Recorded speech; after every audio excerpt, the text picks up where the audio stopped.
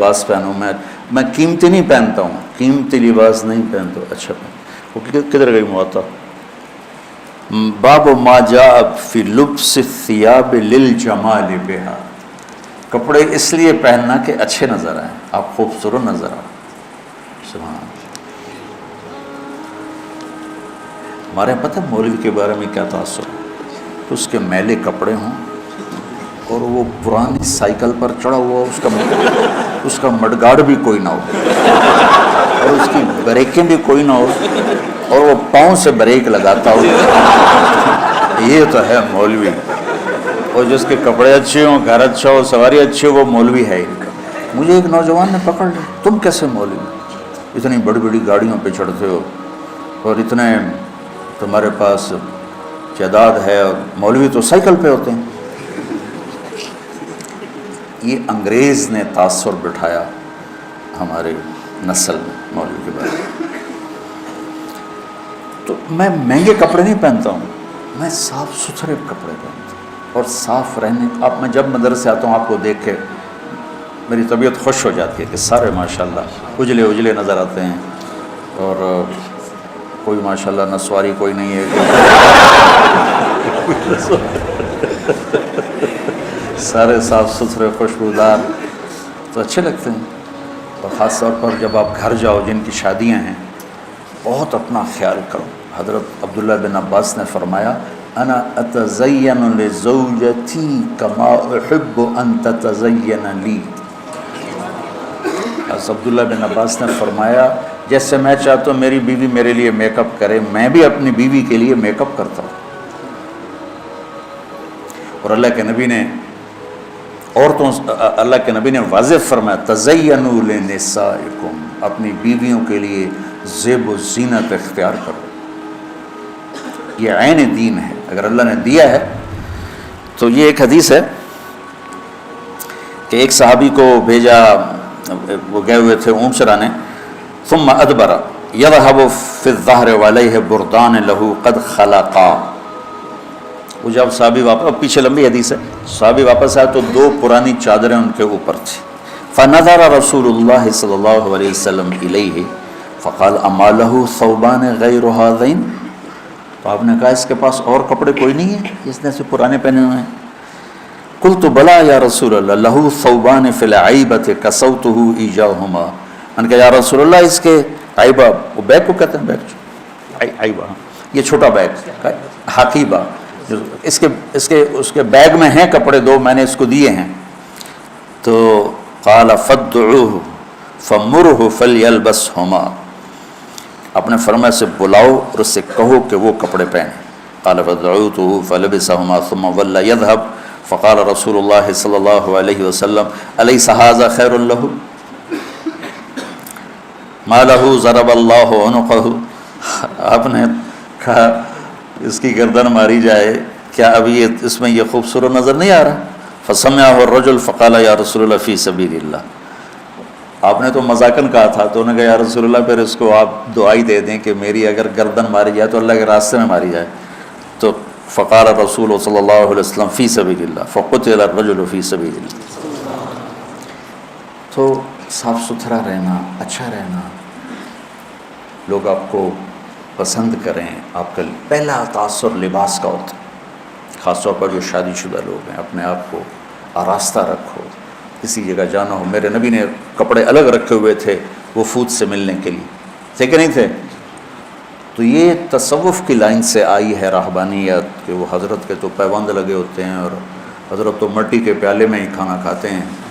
بھائی یہ حضرت کی باتیں حضرت کے پاس رکھو، وہ دیکھو جو میرے نبی نے بتایا اور کر کے دکھایا۔ حضرت تو سب کے الگ الگ۔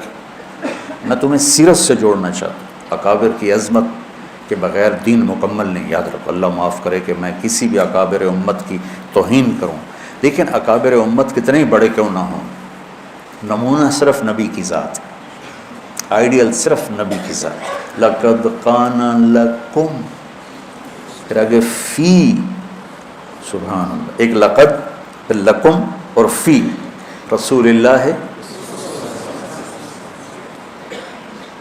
ایک ہی ہستی ہے جس کے پیچھے چلو گے تو منزل ملے گی، وہ ہیں محمد مصطفیٰ۔ محبتیں بانٹو، محبتیں تقسیم کرو، نفرتوں کی آگ کو بجھاؤ اور اسلام پیش کرو۔ اسلام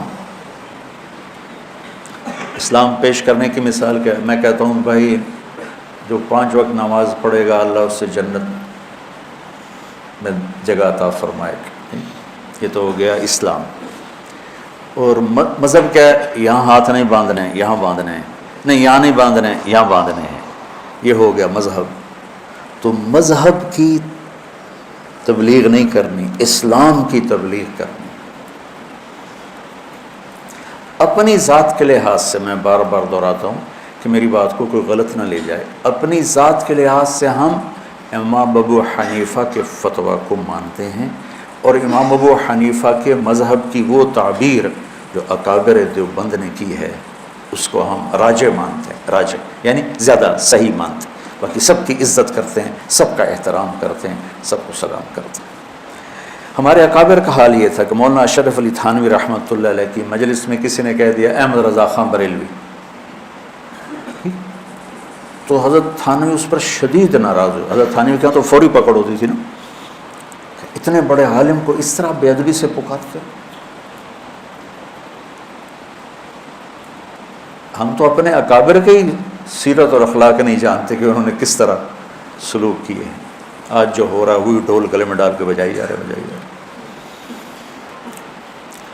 تو وہ ایک جلوس جا رہا تھا، نہیں چلے گی، نہیں چلے گی، نہیں چلے گی، نہیں چلے گی۔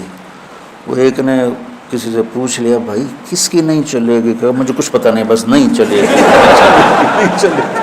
جو سارے کہہ رہے ہیں نہیں چلے گی، میں کہہ رہا ہوں نہیں چلے گی۔ تو بھائی ایسے نہ بنا۔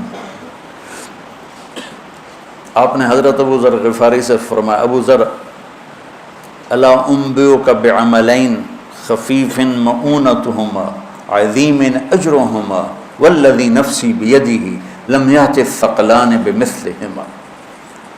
ابو ذر تمہیں 2 کام بتاؤں جو کرنے میں آسان اور اجر میں ان کا وزن بے شمار، اور اس ذات کی قسم جس کے قبضے میں میری جان ہے، قیامت کے دن بہت تھوڑے لوگ ہوں گے جو اس کو لے کر آئیں گے۔ کہ یا رسول اللہ کیا؟ کہ ایک زبان اور ایک اچھے اخلاق، ایک چپ رہنا، السکوت۔ آپ نے کہا سکوت، آپ کا سکوت سے مراد یہ نہیں تھا کہ بات ہی نہ کرو، شر میں تمہاری زبان ساکت ہو جائے، اور اچھے اخلاق۔ ابو ذر رضی اللہ عنہ نے اس حدیث کو ایسے پکڑا کہ اس کے ظاہر کو ایسا پکڑا کہ ایک مہینہ گزر جاتا تھا کسی سے بات نہیں کرتا، ایک مہینہ، اتنی احتیاط فرمائی۔ اور پھر اللہ کے نبی نے کہا کہ میرے صحابہ میں 4 آدمی ایسے ہیں جن سے اللہ پیار کرتا ہے، وعلی منہم وعلی منہم وعلی منہم۔ آپ نے 3 دفعہ فرمایا اور علی ان میں سے ہے، اور علی ان میں سے ہے، اور علی ان میں سے ہے۔ تو کون ہے یا رسول اللہ؟ آپ نے کہا علی، سلمان، ابو ذر اور مقداد۔ تو ابو ذر ایسے اوپر گئے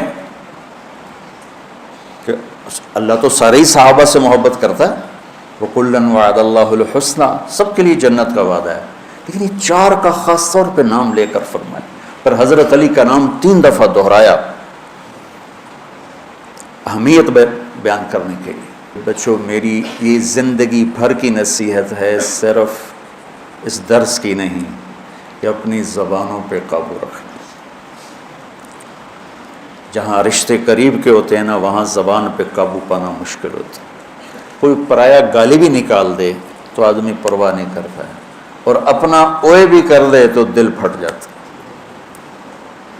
تو اپنوں میں پھر خاص طور پر بعضوں کی شادیاں ہو چکی ہیں، بعضوں کی ہوں گی، بیوی اور خامد کے رشتے میں بچوں محبت کو باقی رکھنا، اور حسن سلوک کو باقی رکھنا، اور میٹھے بول کو باقی رکھنا، یہ تمام رشتوں میں سب سے زیادہ اہم اور افضل ہے۔